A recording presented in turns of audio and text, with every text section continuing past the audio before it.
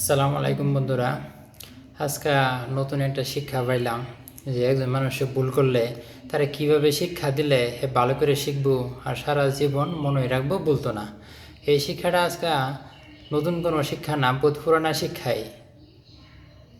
হজরত হাসেন হুসেন রাদিয়াল্লাহু আনহু তারা যখন একজন মানুষের ভুল করা দেখছেন তখন তারা তাগরে কীভাবে শিক্ষা দিচ্ছেন সেই বিষয়টা আজকে মসজিদুল ইসলাম জুম্মার নামাজ পড়বার লাগিয়া তো জুম্মার আগে যেগুলা বয়ান করে সেই বয়ানের মধ্যে কুচিন কথাটি বিষয়টা খুব গুরুত্বপূর্ণ। এর লেগে লগে শেয়ার করতেছি। তে আমি হেন না ভাষাটা তামিল কইছে, তামিল তো আমি বুঝি না, আমি রেকর্ডিং করে লইয়েছিলাম। তো রেকর্ডিং করে আনার পরে এটা জিমিনি দিলাম, জিমিনি এটা ট্রান্সলেট করে দাও। আমি শুনবার চাই কী বয়ান করে তারা কী কথা কো, একটা মানুষের শব্দ হরে না, খুব গুরুত্বপূর্ণভাবে শুনে, কিন্তু আমি তো খালি যা শব্দই শুনি, বুঝি না কিছু। তে এটা ট্রান্সলেট করে দেখলাম না, বহুত মহামূল্যবান কথা আলোচনা করছে। তো এর লেগে আমি ভাবতেছি যে আন্য করে শোনাই, আইনারাও শুনুন। যদি ভালো লাগে তাহলে আইনারা বন্ধু বান্ধবরাও শুনাইবেন, শেয়ার করে দিবেন।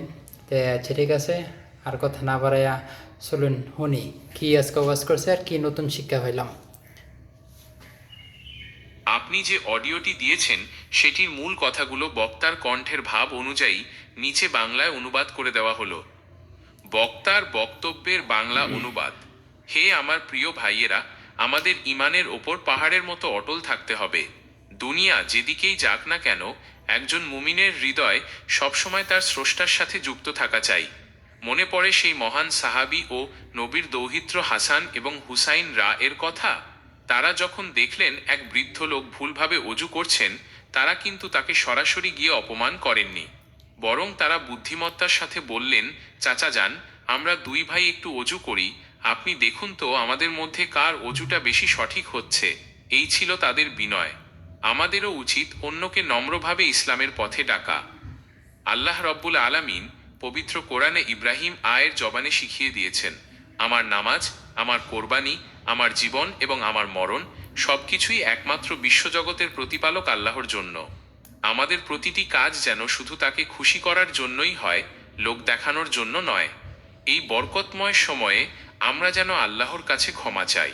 হে আল্লাহ, আমাদের অন্তরকে আপনার দ্বীনের ওপর মজবুত রাখুন এবং আমাদের শেষ পরিণাম ভালো করুন।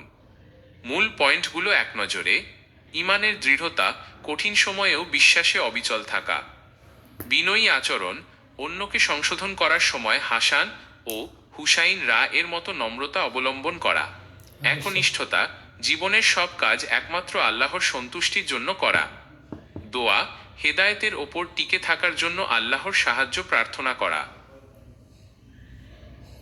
তে আইনারা অনলাইন যে কথাটি অবশ্যই মূল্যবান, অবশ্যই গুরুত্বপূর্ণ। যদি এই কথাটা আইনারা আগে থেকে জানতেন, কেডা কেডা জানতেন কমেন্টও জানাইবেন। আর যদি কেউ নতুন শুনছেন তাও কইবেন যে আমরা নতুন শুনছি, একটা শেয়ার করে দেবেন, তাতে আইনের বন্ধু বান্ধবরা শোনান যা। তো ঠিক আছে, আজকে এই পর্যন্তই।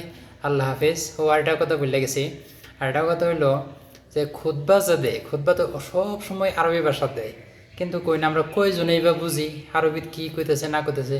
কিন্তু আমি যতটুকু জানি খুতবা মানে হলো আদেশ উপদেশ। তা আদেশ আর উপদেশ যদি আমরা বুঝলামই না, তাহলে এটা শূন্য, যদিও সব হইব, আরবি ভাষা শুনলে বা কোরআন পড়া শুনলে সব আছে, যদিও সব হইব, কিন্তু আমরা জ্ঞান তো কিঞ্চিত পরিমাণ বৃদ্ধি হইতো না, বুঝতাম না যে কী কইল কথাটা।